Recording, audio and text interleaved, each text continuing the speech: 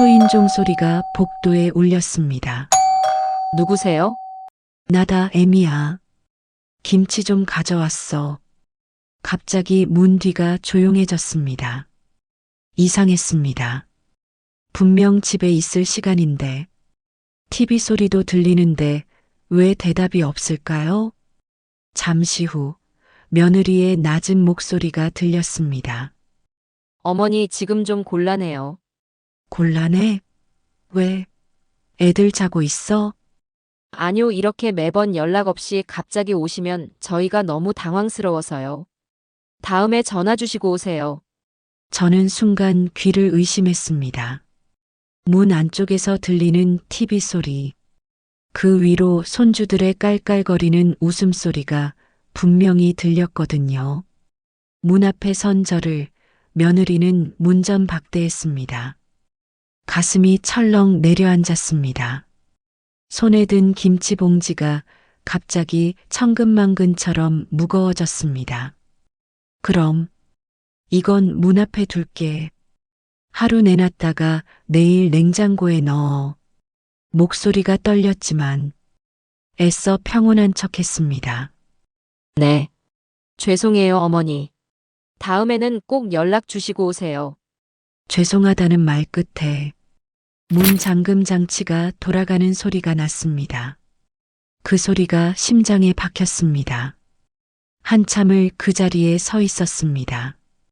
김치 냄새가 봉지 밖으로 스며나왔습니다.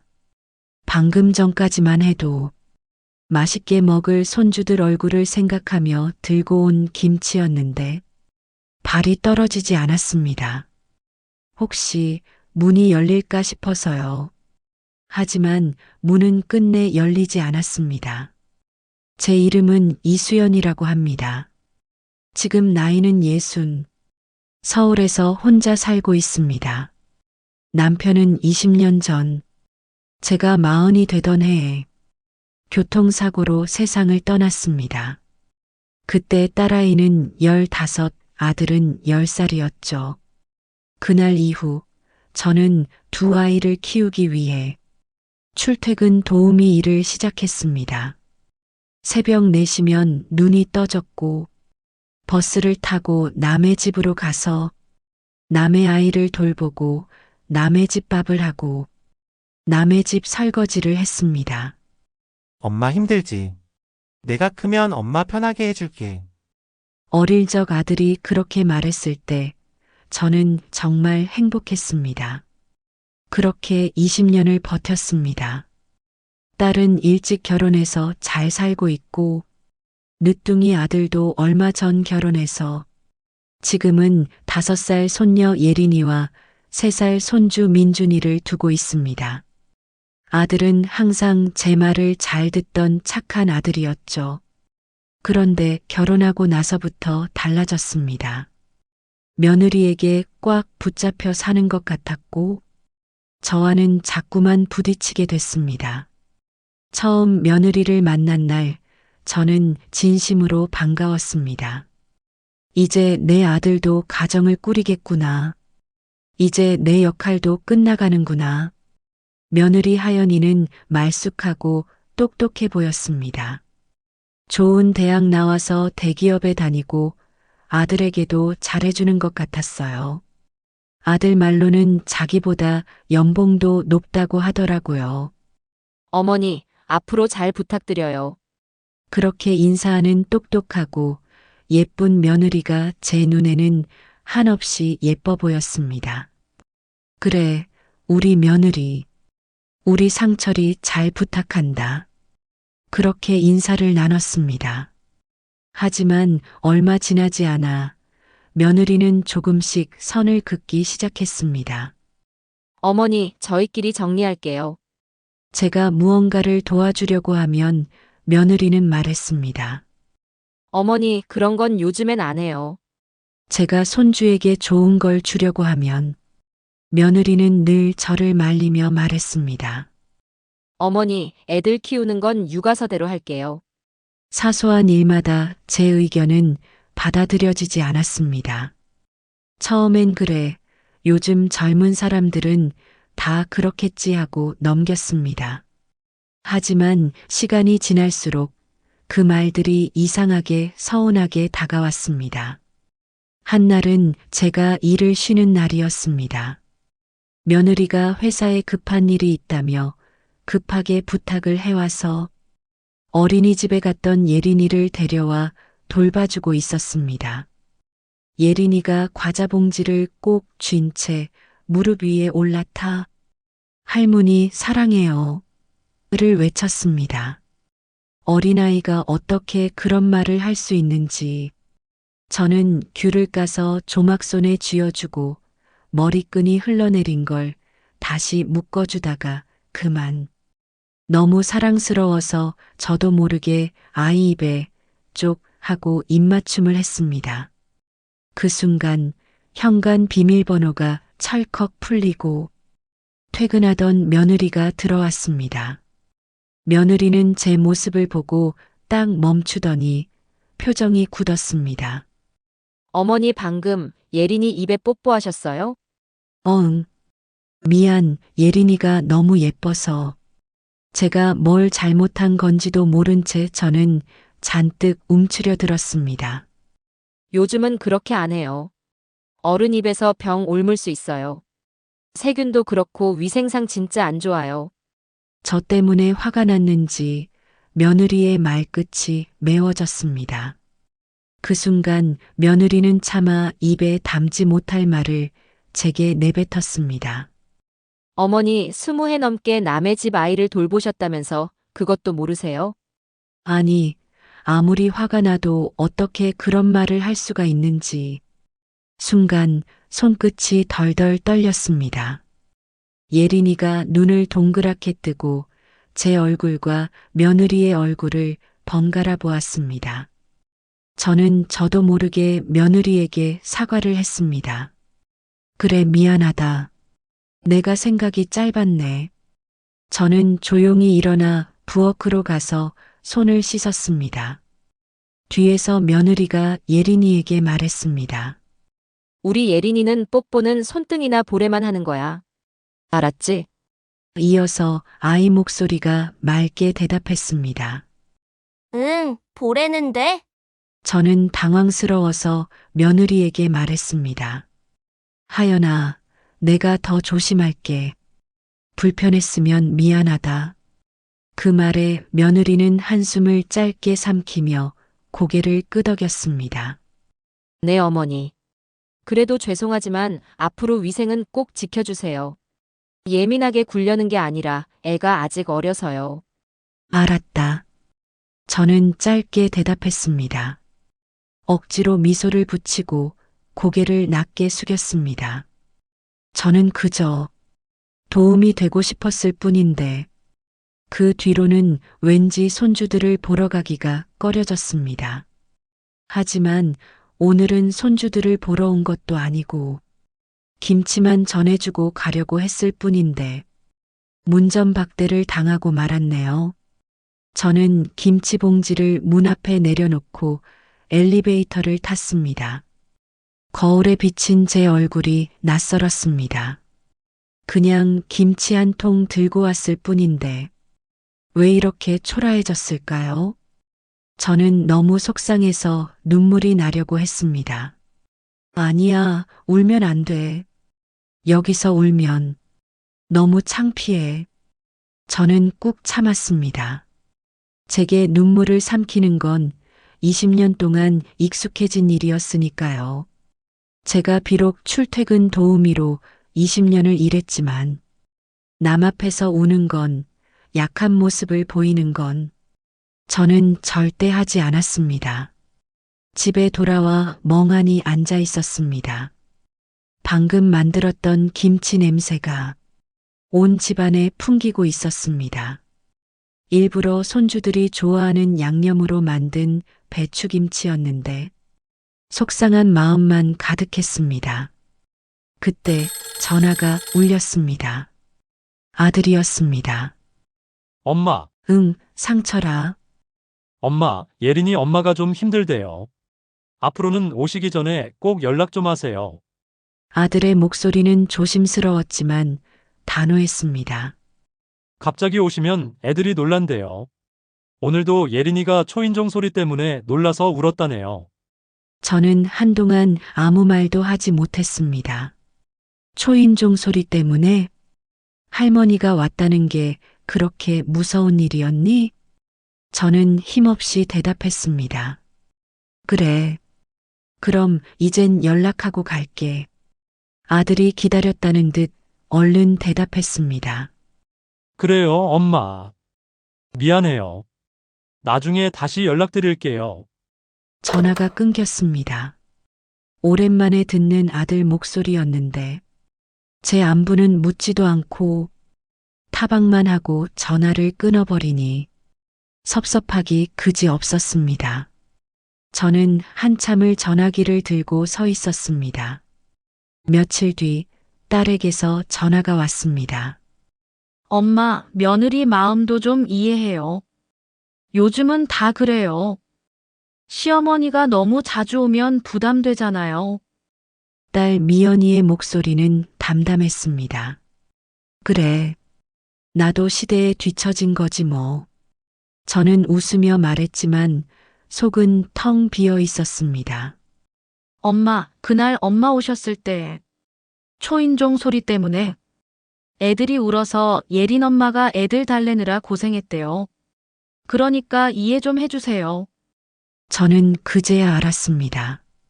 저는 그저 김치 한 통 전해주고 싶었을 뿐인데 그날 제가 문을 두드린 게 아이들에게 무서운 기억이 됐다는 걸요. 아휴, 엄마. 요즘은 김치 다 사 먹을 수 있어요. 딸의 말이 이어졌습니다. 늦둥이 아들이라. 엄마가 애지중지하시는 건 저도 잘 알지만 상철이도 이제 가정을 꾸렸으니 엄마도 상철이 그만 신경 쓰고 엄마의 인생을 살아가시는 건 어때요? 저는 지난 20년을 고스란히 아이들에게 바쳤는데 이제 와서 내 인생을 살라니 그게 대체 뭔지 어떻게 살아야 하는 건지 도무지 알 수가 없었습니다. 전화를 끊고 저는 한참을 창밖을 바라봤습니다. 자꾸 방금 전 딸의 말이 머릿속에 맴돌았습니다. 남편이 세상을 떠난 건 제가 40이 되던 해의 일이었습니다. 봄비가 내리던 날 밤에 전화벨이 울렸습니다. 김민수 씨 보호자신가요? 병원 응급실입니다. 그 순간 세상이 멈춰버린 듯 했습니다. 병원에 도착했을 때 남편 몸 위엔 이미 하얀 천이 덮여 있었습니다. 여보, 일어나. 애들이 기다려. 하지만 남편은 대답이 없었습니다. 그날 밤 저는 병원 바닥에 앉아 남편의 신발을 품에 안고 펑펑 울었습니다. 구두에서 비냄새가 났고 그 냄새가 제게 마지막 인사 같았습니다. 그때 딸아이는 15, 아들은 10살. 학교 준비물 챙겨줄 사람 하나 없었죠. 보험금은 장례 비용과 생활비로 금세 바닥이 났고 남은 건 대출과 아이 둘뿐이었습니다. 그날 이후 저는 다짐했습니다. 이제는 울지 말자. 내가 무너지면 우리 아이들은 어떻게 해? 강해지기로 마음먹으니 세상에 무서울 게 없더군요. 처음엔 식당에서 설거지를 했습니다. 하지만 아이들 학비를 대기엔 그것만으론 부족했습니다. 아이들을 돌보는 도우미가 돈이 된다기에 도우미 일을 시작하기로 했습니다. 첫 출근은 강남의 아파트였습니다. 새벽 4시에 일어나 아이들 도시락을 싸고 2시간이 걸려 도착한 그 집은 우리 집의 3배는 되어 보였습니다. 초인종을 눌렀을 때 말쑥한 여자가 나왔습니다. 아줌마 오셨어요? 아줌마. 집주인 여자는 저랑 1살 차이 밖에 나지 않는데 저만 아줌마로 불린다고 생각하니까 그 말이 처음엔 서러웠습니다.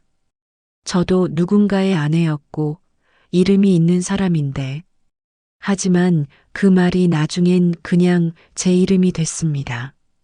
아줌마 물 좀. 아줌마 애 좀 봐줘요. 그 소리에 맞춰 제 하루가 흘렀습니다.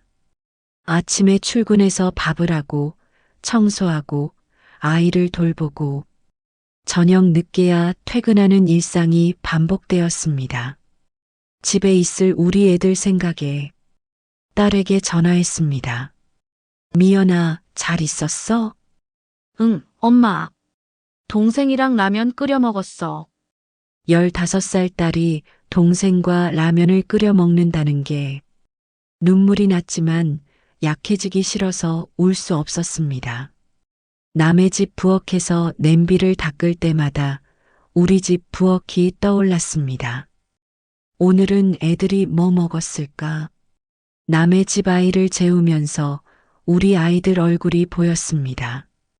이런 제 처지가 서럽기도 했지만 당장 아이들 학비 걱정에 힘든 줄도 모르고 지냈습니다. 그렇게 4년을 꼬박 일하던 어느 날, 대학 입시를 치룬 딸에게서 전화가 걸려왔습니다. 엄마, 나 대학 합격했어. 등록금 전액 장학금이야. 딸이 너무 기특하고 고마워서 저는 주인 집 부엌 바닥에 앉아 한참을 울었습니다. 아줌마 왜 울어요? 주인 여자가 물었습니다. 아니요, 그냥 고춧가루가 눈에 들어가서요. 거짓말이었습니다. 딸이 대학 전액 장학생으로 갔다는 게 너무 기뻐서 운 거였습니다. 그렇게 하루가 가고 그 하루가 모여 20년이 되었습니다. 출퇴근 도우미로 살았던 세월 동안 남의 집은 새로 생기고 사라졌지만 저는 늘 똑같은 자리에서 똑같은 아줌마로 살았습니다. 강남집, 목동집, 분당집, 일산집. 집은 바뀌었지만 하는 일은 같았습니다. 아들을 장가 보내고 나서도 저는 손주 손녀에게 뭐라도 사주고 싶은 마음에 한시도 일을 쉬지 않았습니다. 시간은 흘러 추석이 되었습니다. 명절이 다가오면 저는 늘 설레곤 했습니다. 손주들이 올 거라는 생각에, 아들이 집에 올 거라는 생각에. 하지만 이번엔 달랐습니다. 며느리가 문전박대한 이후로 저는 아들네 집에 한 번도 가지 못했습니다. 전화를 하려다가도 손이 떨렸습니다. 혹시 또 귀찮게 하는 건 아닐까? 그런 생각이 들었습니다. 추석 한 달 전 용기를 내서 아들에게 전화를 걸었습니다. 상철아, 추석에는 언제 오니? 송편 좀 같이 빚자. 예린이랑 민준이도 데리고 와. 전화 너머로 잠시 침묵이 흘렀습니다. 엄마, 그게 아들의 목소리가 조심스러웠습니다. 요즘에는 시댁과 친정을 공평하게 가요. 그래서 앞으로는 설에는 엄마 집에 가고 추석에는 하연이 친정에 가기로 했어요. 공평하게. 그 말이 가슴에 박혔습니다. 그래. 알았다. 저는 더 이상 말을 잇지 못했습니다. 설에는 시댁, 추석에는 친정. 그렇게 하면 공평하다니.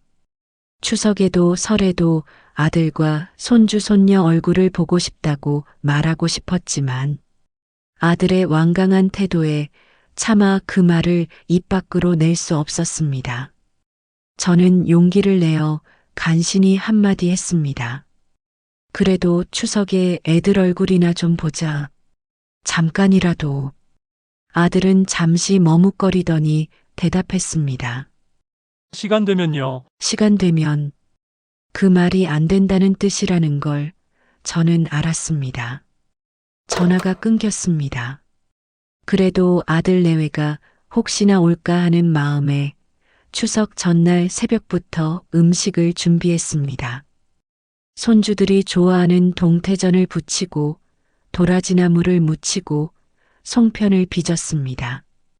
예린이가 좋아하는 팥송편, 민준이가 좋아하는 깨송편. 혹시 오면 먹여야지. 그렇게 중얼거리며 하루 종일 부엌에 섰습니다. 허리가 아팠지만 손주들 생각에 힘이 났습니다. 추석 당일 아침부터 전화기를 붙들고 있었습니다. 10시, 11시, 12시. 전화는 오지 않았습니다. 오후 2시쯤 참다 못해 아들에게 전화를 걸었습니다. 하지만 아들은 전화를 받지 않았습니다. 다시 걸었습니다. 또 안 받았습니다. 손이 떨렸습니다. 왜 안 받지? 무슨 일 있나? 불안한 마음에 딸에게 전화를 걸었습니다. 미연아, 추석 잘 보내고 있니? 상철이 전화 안 받는데 괜찮은 거 맞지? 딸의 목소리가 이상했습니다. 엄마. 엄마한테 상철이가 말 안 하고 갔어요. 응? 뭐가? 상철이네 어제 출국했어요. 가족 여행이라던데요. 순간 숨이 멎었습니다. 가족여행? 네.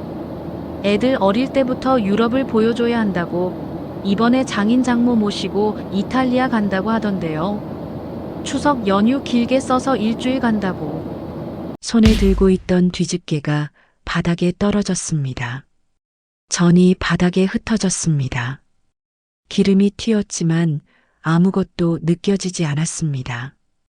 아들은 나에게 추석엔 친정 간다 했지만 친정 식구들과 함께 외국으로 떠났던 겁니다. 전화를 끊고 저는 한참을 주저앉아 있었습니다. 부엌 바닥에는 제가 정성껏 부친 전들이 식어가고 있었습니다. 내가 언제부터 이렇게 미련해졌을까? 혼잣말이 나왔습니다. 20년. 제가 버텨온 세월의 무게가 한꺼번에 쏟아지는 것 같았습니다. 창밖은 어느새 어두워지고 있었습니다. 추석날 온 가족이 모여 밥을 먹어야 할 시간인데 저는 혼자 부엌 바닥에 앉아 있었습니다. 그날 밤 전기밥솥에 보온 불빛 하나가 거실을 비추고 있었습니다. 저는 거실 선반에서 남편 사진을 꺼내 들었습니다. 당신, 목소리가 떨렸습니다. 당신, 이럴 때마다 당신이 그립네요. 나름대로 자식을 잘 키웠다고 자부했는데 사진 속 남편은 환하게 웃고 있었습니다. 다 키우고 나니 사람 마음이 이렇게 허전할 줄 몰랐어요. 눈물이 났지만 흐르게 뒀습니다. 어차피 이 집엔 저밖에 없었으니까요. 다음 날 아침 저는 냉장고를 열었습니다. 어제 만든 전들이 가득했습니다. 송편도 나물도 동태전도 모두 상철이네 가족을 위해 만든 음식들이었습니다. 저는 그것들을 하나씩 용기에 담아 냉동실에 넣었습니다. 언젠가는 먹겠지 하는 생각으로 담았지만 속으로는 알고 있었습니다. 아마 이 음식들은 제가 혼자 먹게 될 거라는 걸. 며칠 뒤 아들 상철이에게서 문자가 왔습니다. 엄마, 저희 여행 잘 다녀왔어요. 예린 엄마 친정에 가는 날이라서 여행 다녀와도 될 것 같아서 미리 말씀 못 드렸어요. 애들이 너무 좋아했어요. 다음 설에는 우리 같이 여행 가요. 나중에 사진 보여드릴게요. 저는 한참을 그 문자를 바라봤습니다. 제가 답장을 해야 할까요? 한다면 뭐라고 해야 할까요? 잘 다녀왔구나. 사진 기대할게. 아니면 왜 거짓말했니? 손가락이 떨렸습니다. 머릿속에는 많은 말들이 생각났지만 도저히 아무 말도 할 수가 없었습니다. 결국 저는 아무 답장도 하지 못했습니다. 무엇을 써도 제 마음을 전할 수 없을 것 같았으니까요. 추석 연휴가 끝나고 길고 긴 시간이 흘렀습니다. 시간은 똑같이 흐르는데 제게만 느리게 가는 것 같았습니다. 매일 아침 눈을 뜨면 하루를 어떻게 보내야 할지 막막했습니다. 도우미 일은 계속했지만 예전처럼 힘이 나지 않았습니다. 내가 뭘 위해 이렇게 사는 걸까? 그런 생각이 자꾸 들었습니다. 어느 날 문득 집안을 둘러봤습니다. 신혼 생활을 시작하며 지금까지 35년을 산 제 집은 낡고 오래되었습니다. 벽지는 누렇게 변했고 장판은 곳곳이 해졌습니다. 그래, 기분이라도 바꿔보자. 저는 장판을 바꿔보기로 하고 인터넷으로 장판을 주문했습니다. 혼자서도 할 수 있는 간단한 시트 장판이었습니다. 업체에 맡기면 돈이 많이 드니까 한번 해보기로 했습니다. 며칠 뒤 택배가 도착했고 저는 낡은 장판을 걷어내기 시작했습니다. 칼로 모서리를 들추자 오래된 신문지가 나왔습니다. 2005년 신문이네. 벌써 20년도 더 됐구나. 그때였습니다. 신문지 사이로 두꺼운 서류 봉투 하나가 나왔습니다. 먼지를 털어내자 봉투 겉면에 글씨가 보였습니다. 익숙한 글씨체였습니다. 이수연함. 심장이 쿵 내려앉았습니다. 이건 남편 글씨였습니다. 남편이 생전에 쓰던 펜, 쓰던 글씨체. 손이 떨려서 봉투를 제대로 잡을 수가 없었습니다. 저는 조심스럽게 봉투를 열었습니다. 봉투 안에는 토지 등기부 등본이 들어 있었습니다. 충청남도 공주시 장군면. 지금은 세종시로 편입된 곳이었습니다. 토지 등기부 등본 앞에는 감정평가 완료라는 글이 쓰여 있었습니다. 그 옆에는 남편의 필체로 쓴 짧은 메모 한 장이 있었습니다. 사랑하는 나의 여보, 이수연. 어느새 미연이가 15살, 상철이가 10살이 되었소. 이 땅은 나중에 우리 아이들 대학 보낼 때 팔아서 학자금으로 쓸 땅이라오. 얼마 후에 당신 생일인데 그때 사랑하는 어여쁜 당신을 놀래켜 주려고 내가 몰래 사두었지. 당신에게 미리 말하지 못해서 미안하오. 나는 세상에서 제일 고마운 아내를 두었소. 항상 고맙소. 사랑하는 당신의 남편. 김민수 올림. 그 순간 눈물이 주르륵 흘렀습니다. 손이 떨려서 메모지를 떨어뜨렸습니다. 여보. 목소리가 떨렸습니다. 남편은 생전에 부동산 감정평가사였습니다. 교통사고가 나던 날도 그는 지방 출장 중이었죠. 남편은 제가 모르게 조용히 땅을 사두었던 거였습니다. 20년 전 세종시가 아직 행정중심복합도시로 지정되기 전이었습니다. 그때는 허허벌판이었죠. 하지만 남편은 알았던 겁니다. 감정평가사로서의 안목으로 이 땅이 훗날 큰 가치를 지니게 될 거라는 걸, 그리고 그걸 제게 남겨놓았던 겁니다. 저는 문서를 품에 안고 한참을 서 있었습니다. 이게 당신이 남긴 거였구나. 눈물이 바닥으로 뚝뚝 떨어졌습니다. 20년 동안 저는 혼자였다고 생각했습니다. 남편 없이, 의지할 곳 없이, 오직 제 힘으로만 살아왔다고.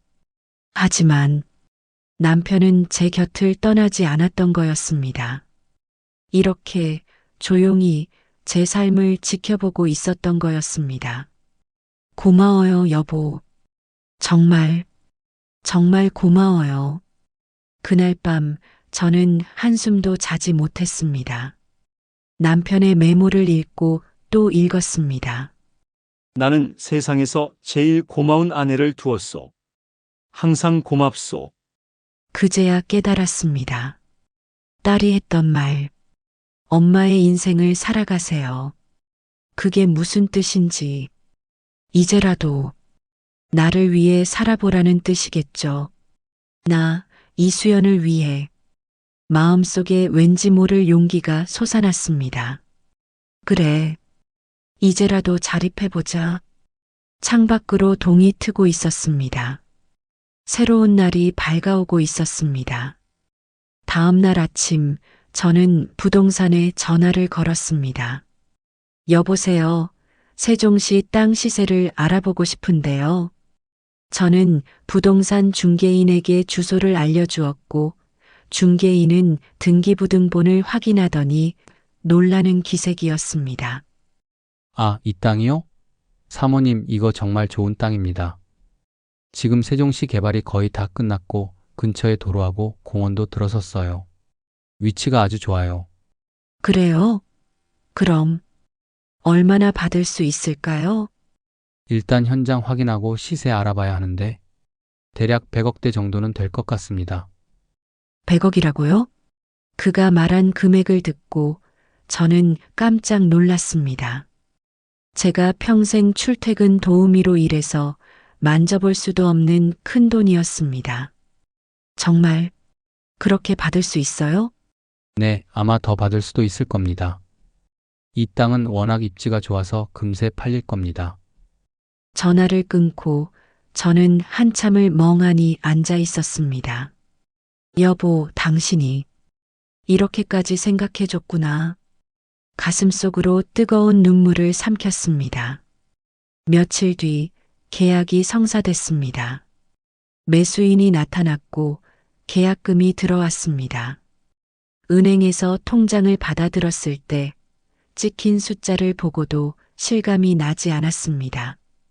이게 정말 내 돈인가? 세금을 내고도 남은 여생 동안 평생 쓰고도 남을 돈이 제 통장에 들어 있었습니다. 20년 동안 쪼개고 아껴 쓰던 제가 이런 돈을 손에 쥐게 될 줄은 꿈에도 몰랐습니다. 은행 창구 직원이 물었습니다. 투자 상품 안내해 드릴까요? 아니요, 괜찮아요. 제가 쓸 데가 있어서요. 쓸 데? 그게 뭔지는 아직 정확히 모르겠지만 분명히 있을 거였습니다. 나를 위한 일, 이수연을 위한 일이. 며칠 뒤 집 앞 문화센터를 지나다가 게시판에 붙은 공고를 봤습니다. 화과자와 떡 만들기 과정 수강생 모집 공고였습니다. 화과자 만드는 것을 예전에 텔레비전에서 본 적이 있었습니다. 평소 대추차와 수정과를 파는 작은 찻집을 내고 싶은 꿈이 있었습니다. 전통차와 함께 예쁜 화과자와 떡을 디저트로 내놓으면 좋을 것 같았습니다. 혼자서도 쉴 수 있는 곳, 조용하고 따뜻한 전통 찻집, 그런 곳을 만들고 싶었습니다. 그래, 한번 배워보자. 저는 용기를 내어 수강 신청서를 작성했습니다. 첫 수업날 문화센터 강의실은 저 같은 나이 또래 여성들로 가득했습니다. 모두들 서먹서먹하게 자리에 앉았습니다. 강사가 들어와 웃으며 말했습니다. 여러분 환영합니다. 오늘부터 우리 함께 화과자와 떡의 세계로 떠나볼까요? 수업이 시작됐습니다. 찹쌀가루를 치대고 색을 입히고 모양을 만드는 과정. 처음엔 서툴렀지만 손이 기억하는 게 있었습니다. 20년 동안 남의 집 부엌에서 밥을 하고 반찬을 만들고 음식을 다뤄온 내 손이 제가 만드는 모습을 보고 선생님이 말씀하셨습니다. 어머, 손 놀림이 참 좋으시네요. 강사 선생님이 제 작품을 보고 감탄했습니다. 이런 결은 아무나 못 내요. 경험이 많으신가 봐요? 저는 대답했습니다. 생각보다 어렵지 않네요. 저는 수줍게 웃으며 대답했습니다. 제 손으로 삼시세끼를 평생 해왔거든요. 그날 처음으로 제 손을 자랑스럽게 여겼습니다. 20년 동안 남의 집 일을 해온 이 손이 이제는 저를 위한 일을 할 수 있다는 게 무척이나 감사하게 느껴졌습니다. 수업이 끝나고 집에 돌아와 거울을 봤습니다. 제 얼굴엔 미소가 지어져 있었습니다. 언제 이렇게 웃었던가 싶을 정도로 환한 미소였습니다. 그래, 이거야. 저는 중얼거렸습니다. 이게 바로 내 인생을 사는 거구나. 누구를 위한 게 아니라 오롯이 나를 위한 일. 그날부터 저는 달라졌습니다. 일주일에 한 번 수업이 2번이 되고 그러다 강사의 개인 스튜디오에도 다니기 시작했습니다. 나를 위한 준비를 한다는 게 몸은 고됐지만 마음만은 가벼웠습니다. 태어나서 처음으로 제 미래가 기대됐습니다. 그렇게 1년 정도 준비했을 때 선생님이 말했습니다. 이수연님, 이제는 제법 전문가 솜씨 같은데요. 이제는 제가 더 가르쳐 드릴 게 없을 것 같아요. 선생님의 말에 저는 독립할 시기가 다가왔음을 느꼈고 저만의 가게를 개업할 생각으로 들떴습니다. 가게를 개업할 생각을 하고 있자니 우선 주변 정리부터 해야겠다는 생각이 들었습니다. 저는 살림살이들을 하나씩 꺼내보기 시작했습니다. 금이 간 박공기, 색이 바랜 냄비, 딸아이가 중학생 때 쓰던 학습지 파일, 아들이 초등학교 때 만든 클레이 작품, 모두가 제 인생의 추억들이었습니다. 하지만 이상하게도 버릴수록 마음이 가벼워졌습니다. 이제 다 비워야 새 것이 들어오지. 그 말이 어느새 제 입에서 흘러나왔습니다. 과거를 정리하는 일은 추억을 떠나보내는 것만 같아서 슬펐지만 동시에 후련했습니다. 나는 이제부터 달라질 거야. 그렇게 다짐했습니다. 저는 서울을 떠나고 싶었습니다. 남편의 갑작스러운 죽음, 2아이를 키워내야 한다는 막막함, 아들 내외와의 불화에 휩싸인 저의 과거들 때문에 숨이 막혀 오는 듯 했습니다. 어디로 가서 새 출발을 할지 지방의 적당한 도시를 찾아보기 시작했습니다. 인터넷을 뒤지다가 전주 한옥마을 사진이 눈에 들어왔습니다. 석양빛에 물든 한옥골목, 조용히 걸어가는 사람들, 남편의 고향이었던 전주였습니다. 여기다. 그곳은 제가 열고자 하는 찻집과도 어울리는 도시였습니다. 그래, 전주에서 새로 시작하는 거야. 이상하게도 저는 확신이 들었습니다. 다음 날 저는 전주행 기차표를 끊었습니다. 전주역에 도착했을 때 가을 햇살이 따사로웠습니다. 한옥마을에 도착해서 마을 곳곳을 걸으며 여러 곳을 둘러봤습니다. 한참을 걷다가 한옥마을 옆 조용한 골목에서 작은 상가를 발견하고 2년 계약을 하기로 했습니다. 제가 있을 것처로 상가 위 작은 원룸도 임대했습니다. 남편이 남기고 간 땅을 판 돈으로 상가를 살 수 있는 충분한 돈이 있었지만 처음부터 너무 많은 위험을 감수하고 싶진 않았습니다. 저는 2년간 임대로 있으면서 전주에 대해 알아가기로 했습니다. 서울로 돌아와 딸 미연이에게 전화를 걸었습니다. 여보세요? 엄마, 반갑게 전화 받는 딸에게 저는 말했습니다. 나 전주로 내려간다. 전통 찻집 차릴 거야. 그 말을 듣고 딸은 놀라서 물었습니다. 엄마 진짜예요? 응, 엄마 그동안 준비 많이 했어. 이제 엄마도 엄마 인생 살아보려고. 잠시 침묵이 흘렀습니다. 제가 먼저 침묵을 깨고 말했습니다. 나 서울을 떠날까 해. 전주로 이사 가려고. 전주요? 딸은 너무 놀라 소리치듯 물었습니다. 갑자기 전주는 왜요? 저는 차분히 설명했습니다.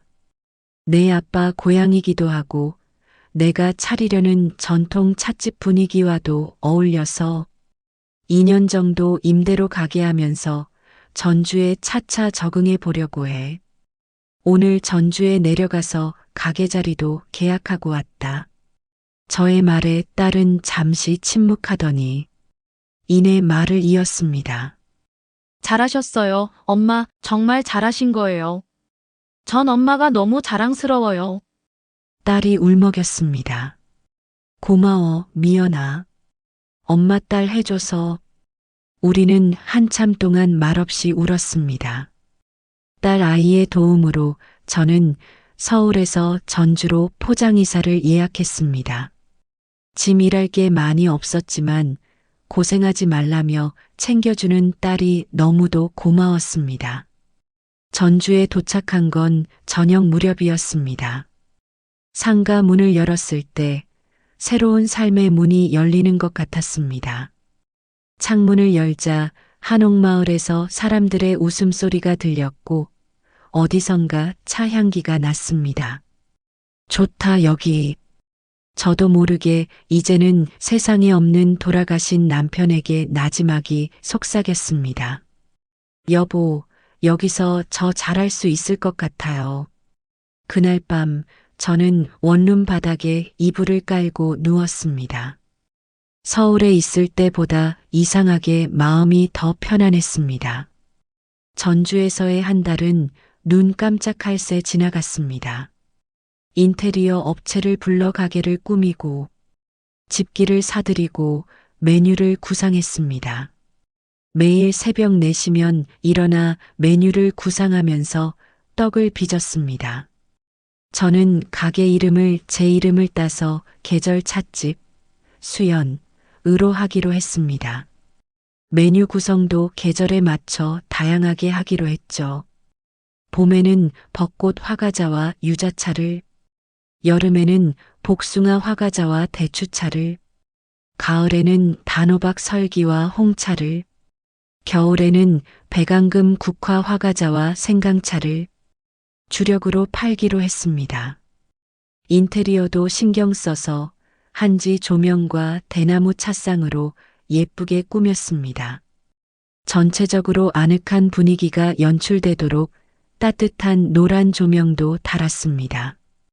벽에는 시간이 쉬어가는 곳이란 문구가 적힌 아름다운 수묵 담채화도 걸었습니다. 준비는 고되고 손이 아프고 허리도 아팠지만 희망이 있기에 마냥 행복했습니다. 이 모든 게 처음으로 저를 위한 일이었으니까요. 어느 날 저녁 비가 가늘게 내리고 있었습니다. 개업 준비를 마치고 원룸에 돌아왔는데 초인종이 울렸습니다. 인터폰을 확인했습니다. 아들 내외의 모습이 보였습니다. 마지막으로 설날에 한번 찾아온 후 1년 만이었습니다. 엄마, 저예요. 상철이에요. 어머니, 하연이에요. 잠깐만, 정말 잠깐만 이야기할 수 있을까요? 아들과 며느리였습니다. 문을 열자 두 사람이 서 있었습니다. 손에는 큰 쇼핑백을 들고 있었고 표정은 어색했습니다. 어떻게 찾아왔니? 엄마, 어디 계신지 누나한테 들었어요. 아들이 조심스럽게 말했습니다. 저는 말없이 안으로 들어갔습니다. 두 사람이 조심스럽게 저를 따라 들어왔습니다. 적막한 침묵을 따라 물을 끓이고 저는 세 잔의 찻잔을 꺼냈습니다. 늘 하던 익숙한 손놀림이었지만 손끝이 약간 떨렸습니다. 아들이 먼저 말을 꺼냈습니다. 엄마, 미안해요. 추석 때, 그때. 우리가 정말 잘못했어요. 며느리가 허리를 숙였습니다. 어머니, 제가 죄인이에요. 어차피 친정에서 추석을 보내기로 한 거니까. 저희 가족들과 여행을 가는 건 아무 문제도 없을 거라 생각했어요. 며느리의 목소리가 떨렸습니다. 늘 꼿꼿하게 자존심을 세우는 며느리였는데 제게 100억에 가까운 큰 돈이 생겼다는 것을 알아서인지 며느리도 오늘만큼은 제게 허리를 숙였습니다. 며느리는 말했습니다. 어머니, 제 기준만 앞세우고 어머니 마음을 생각하지 못해서 정말 죄송해요. 사과를 하는 아들 내외가 정말로 미안해하는 건지 아니면 유산을 노리고 제게 잘해주는 건지는 알 수 없었습니다. 저는 찻잔을 두 손으로 감싸 쥐고 숨을 길게 내쉬었습니다. 자립하기 전 아들 내외에게 손주들 얼굴을 보게 해달라고 애원했던 저는 이제 어디에도 없는 것 같았습니다. 저는 그제야 아들 내외를 쳐다보았습니다.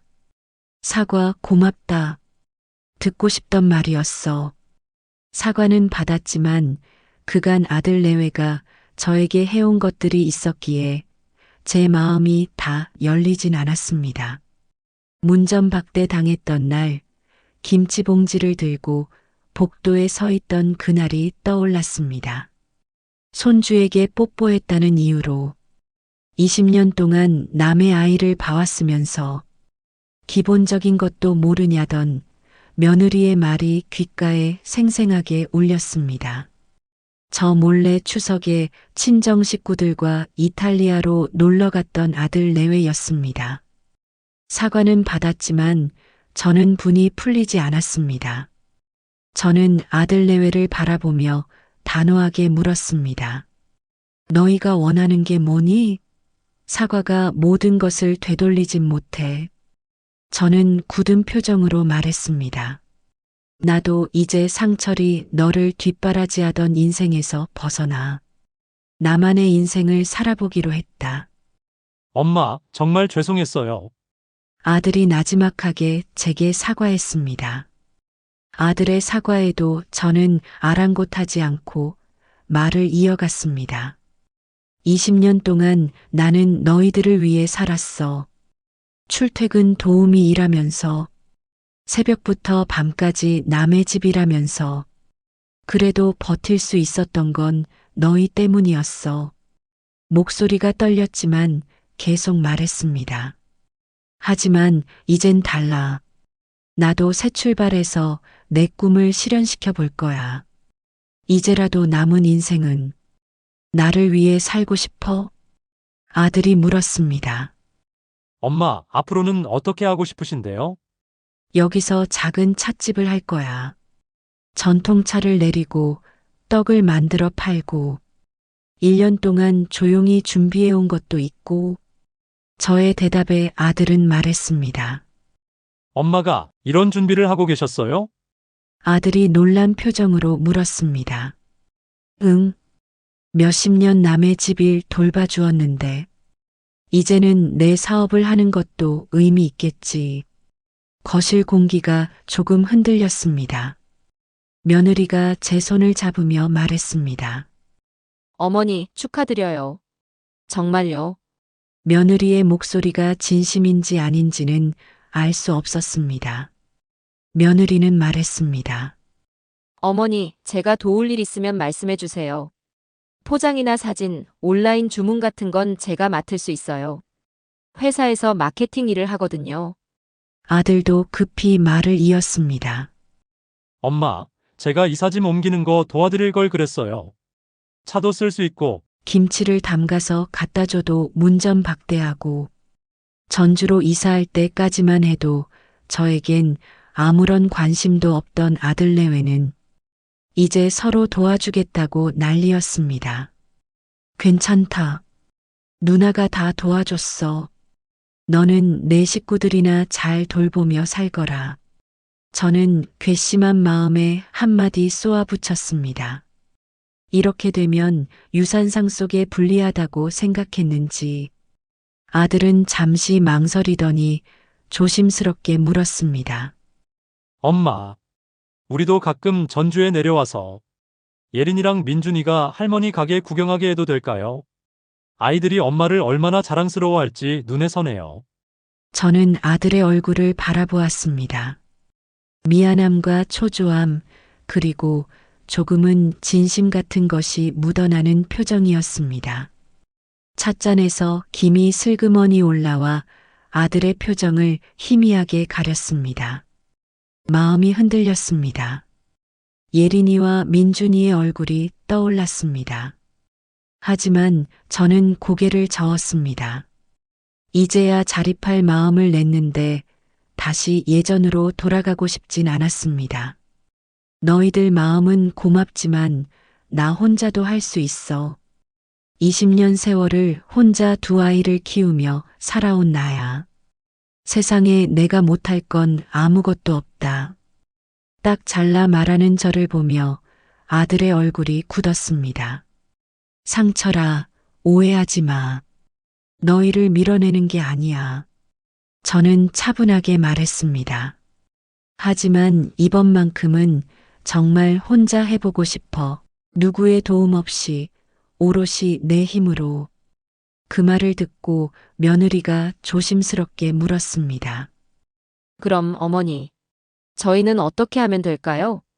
며느리의 말에 저는 대답했습니다. 연락하고 와라. 이렇게 갑자기 오지 말고. 그 말에 며느리의 얼굴이 빨개졌습니다. 그 말은 자신이 예전에 제게 했던 말이었으니까요. 그리고 한 달에 한 번 정도는 애들 데리고 와도 돼. 미리 말해주면 앞으로 내 몫의 유산은 너희가 하는 거 봐서 어떻게 할지를 내가 정할 거야. 아들의 눈이 반짝였습니다. 정말요, 엄마. 응, 그래. 나도 손주들은 보고 싶으니까 저는 이참에 하고 싶은 말은 다 해야겠다는 생각이 들었고, 이제 와서 말 못할 건 하나도 없다는 생각이 들었습니다. 마음속 깊은 곳에서 알 수 없는 용기가 솟아났습니다. 그동안 너희들이 나에게 얼마나 냉정하게 대했는지 기억나지. 앞으로 하는 것 봐서 너희들에게 남겨질 재산의 규모가 달라질 거야. 향후에 개선이 없으면 너희가 나를 대했던 대로 각자의 인생을 살도록 하자. 내 걱정은 하지 마. 생각보다 엄마 강해. 저는 웃으며 말했습니다. 아들이 울먹였습니다. 엄마, 죄송해요.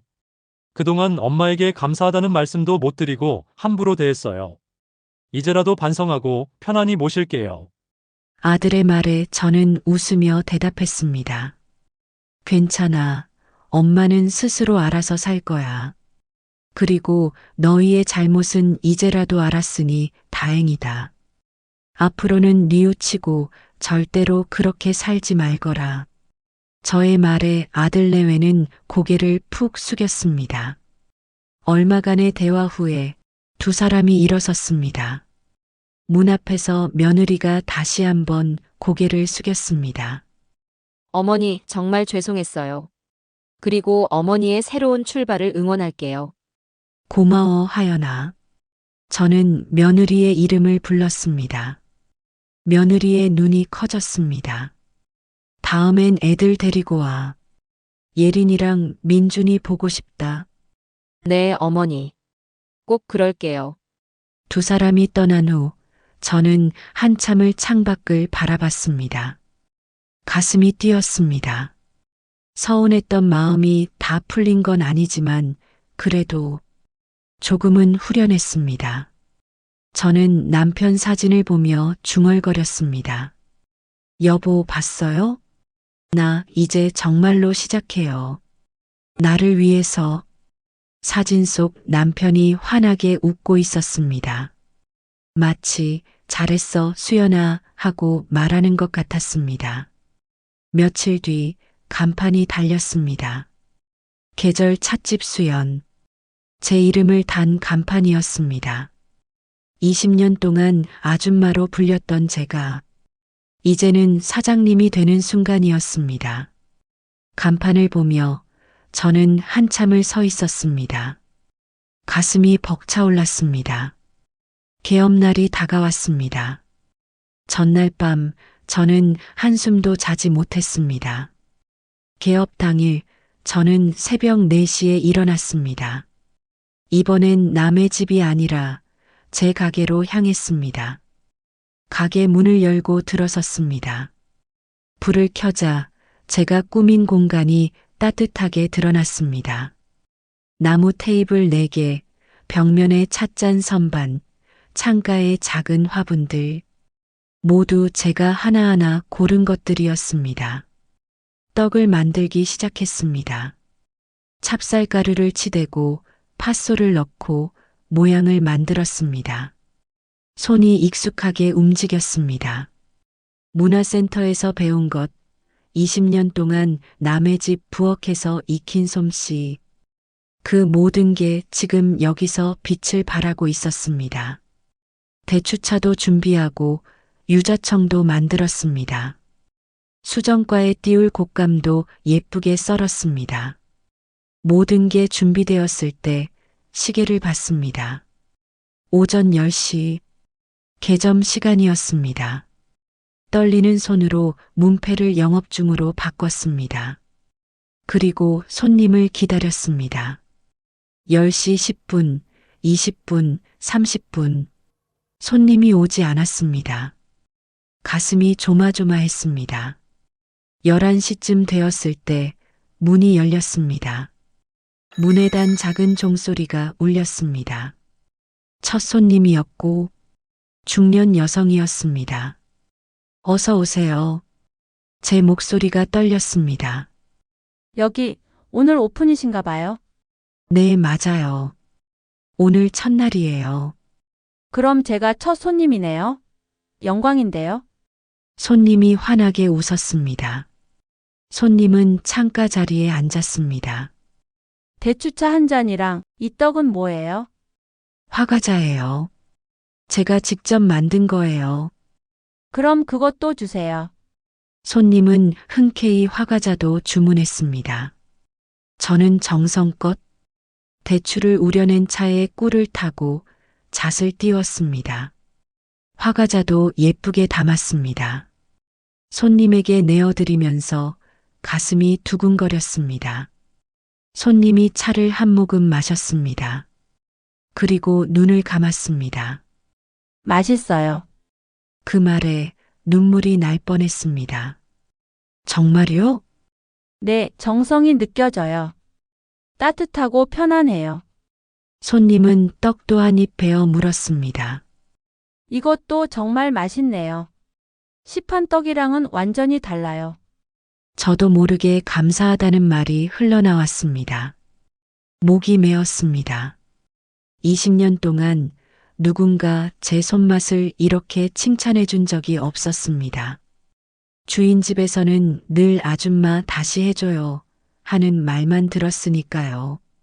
첫 손님이 떠난 후 저는 한참을 그 자리에 서 있었습니다. 그날 오후 손님이 조금씩 들기 시작했습니다. 관광객, 주민, 노부부. 많지는 않았지만 꾸준히 왔습니다. 맛있어요. 또 올게요. 그 말 한마디가 너무 고마웠습니다. 해가 저물 무렵 문을 닫고 매출을 계산했습니다. 많은 돈은 아니었지만 찻집을 차리고 제 손으로 번 첫 돈이었습니다. 이제 시작이구나. 저녁 혼자 대추차를 마시며 남편 사진을 꺼냈습니다. 여보, 나 해냈어요. 제가 원하는 대로. 저 이제 행복해요. 눈물이 흘렀지만 이번엔 슬픈 눈물이 아니었습니다. 행복의 눈물이었습니다. 며칠 뒤 아들에게서 문자가 왔습니다. 엄마, 다음 주 토요일에 애들 데리고 갈게요. 미리 연락드려요. 저는 답장을 보냈습니다. 그래. 예린이 좋아하는 떡 만들어 둘게. 저는 문자를 받고 기뻤습니다. 이제는 제가 기다리는 사람이 아니라 초대하는 사람이 되었기 때문이었죠. 토요일 아들 가족이 왔습니다. 할머니, 예린이가 제 품으로 달려왔습니다. 할머니 보고 싶었어요. 그 말에 세상을 다 가진 것 같았습니다. 우리는 함께 차를 마시고 떡을 먹으며 웃었습니다. 이제 저는 압니다. 인생은 언제든 다시 시작할 수 있다는 것을, 예순이 되어서도 혼자가 되어서도 늦었다고 생각할 때가 가장 빠른 때라는 것을 그리고 무엇보다 나를 위해 사는 것이 결코 이기적인 게 아니라는 것을 오늘도 새벽 4시면 일어납니다. 하지만 이번엔 남의 집이 아니라 제 가게로 향합니다. 떡을 빚고 차를 내리고 손님을 맞이합니다. 그 모든 순간이 이제는 저를 위한 시간입니다. 수연 찻집은 오늘도 문을 엽니다. 그리고 저 이수연도 오늘을 삽니다. 당당하게, 행복하게. 오늘 이야기는 여기까지입니다. 들어주셔서 감사합니다. 여러분의 의견과 이야기를 댓글로 남겨주세요. 그리고 다음 이야기가 궁금하시다면 구독과 좋아요 꼭 부탁드립니다. 감사합니다.